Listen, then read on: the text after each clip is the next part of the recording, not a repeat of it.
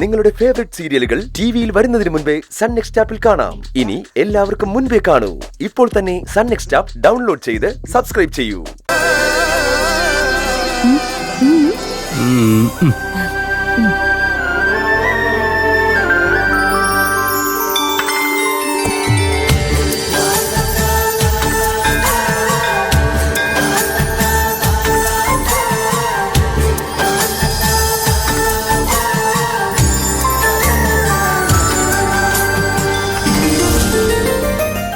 കേശുകുട്ട, ഇല്ല ചേച്ചി, കുറച്ചുകൂടെ ബാക്കിയുണ്ട്.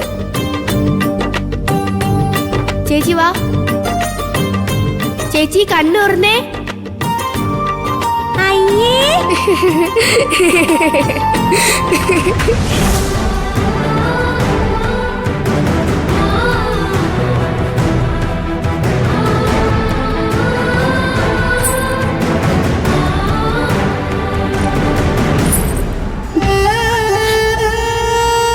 എന്താ ചേച്ചി? എന്താ കണ്ണു നിറഞ്ഞല്ലോ? എന്തു പറ്റി? എന്തിനാ സങ്കടപ്പെടുന്നത്?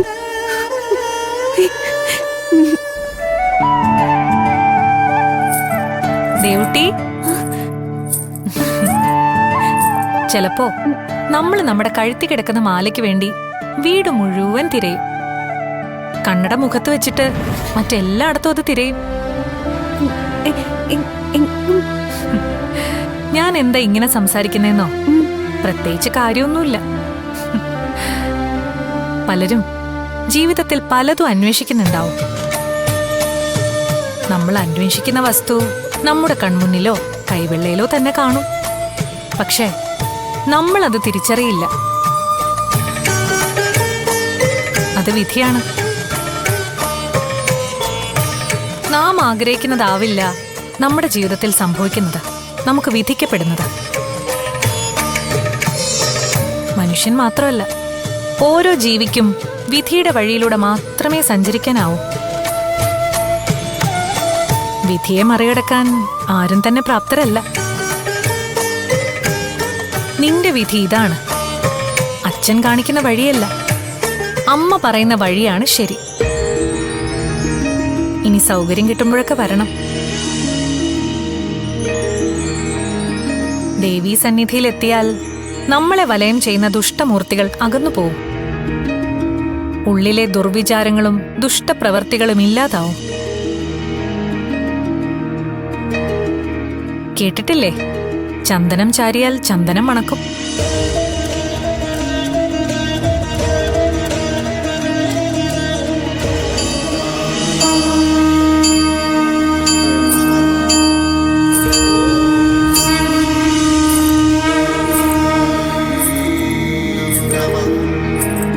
ആരാത്?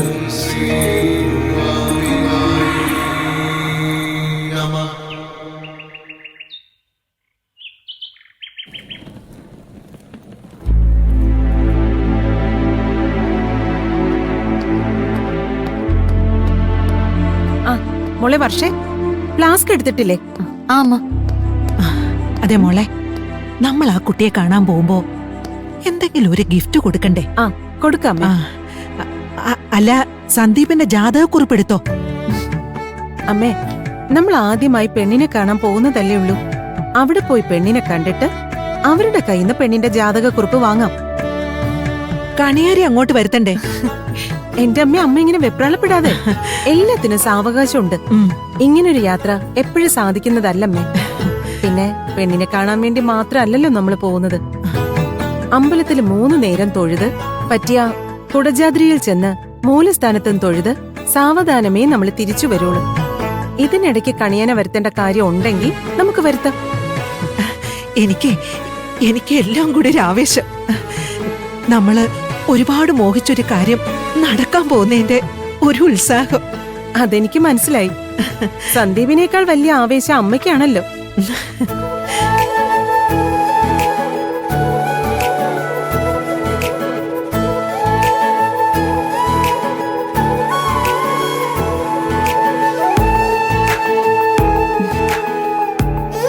മോളെ വർഷേ, മുകളിലത്തെ കഥകൊക്കെ പൂട്ടിയോ? അതൊക്കെ ലോക്ക് ചെയ്തു. ഇറങ്ങാമേ. അയ്യോ അമ്മേ, മല്ലികാന്റി വന്നിട്ടില്ല.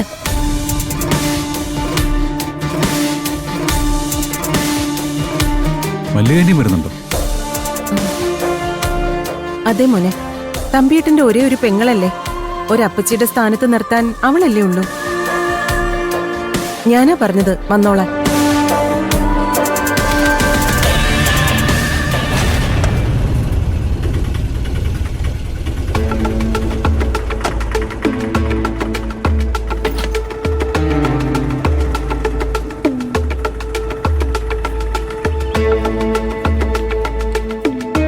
ഒരു ഓട്ടോ നോക്കി നിന്ന് നേരം വൈകിപ്പോയി. മോളെ വർഷേ, നീ ഇങ്ങോട്ട് വന്നേ, ഒന്ന് എടുത്തു വെക്കാൻ സഹായിച്ചേ. ആ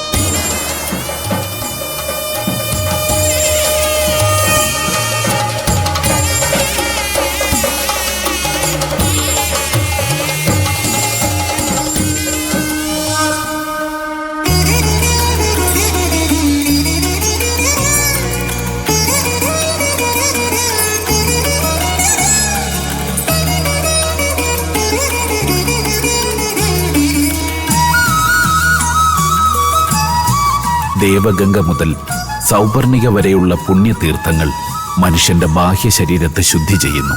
അതുപോലെ പുണ്യം നിറഞ്ഞ തീർത്ഥസ്ഥാനങ്ങളിലെ ദർശനം അത് ആന്തര ശരീരത്തെ ശുദ്ധി ചെയ്യുന്നതാവണം. ശതാക്ഷരി ഇത് പറയാൻ ഇപ്പോഴെന്താ കാരണം? ഞാൻ കാണുന്നു മൂകാംബിക അമ്മയുടെ തിരുനട തേടി പുറപ്പെട്ട ഒരു കുടുംബം. നല്ല ഉദ്ദേശത്തോടെ പുറപ്പെട്ട അവർക്കൊപ്പം ദുർബോധനവും ദുഷ്ടമനസ്സുമായി മറ്റു ചിലരും ഒരുങ്ങി പുറപ്പെടുന്നു. എത്ര കുളിച്ചാലും ശരീര ദുർഗന്ധം മാറാത്ത ആൾക്കാരുണ്ട്. അവരെ പോലെയാണ് ഈ ദുഷ്ടമനസ്സുകൾ. ഏതൊക്കെ പുണ്യസ്ഥലങ്ങളിൽ ദർശനം നടത്തിയാലും ഇവരുടെ ദുഷ്ടമനസ്സ് ശുദ്ധമാവില്ല. പണ്ട് പാക്കനാര് തന്റെ കയ്യിലെ കാഞ്ഞിരവടിയെ തീർത്ഥാടനത്തിന് അയച്ച കഥ ശതാക്ഷരിക്ക് അറിയില്ലേ? അറിയും. എല്ലാ തീർത്ഥങ്ങളിലും മുങ്ങിക്കുളിച്ചു വന്നിട്ടും കാഞ്ഞിരവടിയുടെ കയ്പ് മാറിയില്ല. അതല്ലേ കഥ? ആ അതെ അതെ, കഥ അത് തന്നെ. ആ കഥ വിളിച്ചു പറയുന്നത് പുണ്യസ്ഥലങ്ങളിലേക്ക് പോകുന്ന ഓരോ വ്യക്തിയുടെയും യാഥാർത്ഥ്യമാണ്. കാഞ്ഞിരവടിയുടെ സ്വഭാവം കയ്പാണ്. തീർത്ഥാടനം കൊണ്ട് ആ കയ്പിന് ശമനം വരുന്നില്ലെങ്കിൽ തീർത്ഥാടനത്തിന് പ്രയോജനമില്ലെന്നർത്ഥം. അതുപോലെ തന്നെയാണ് മനുഷ്യരുടെയും അവസ്ഥ.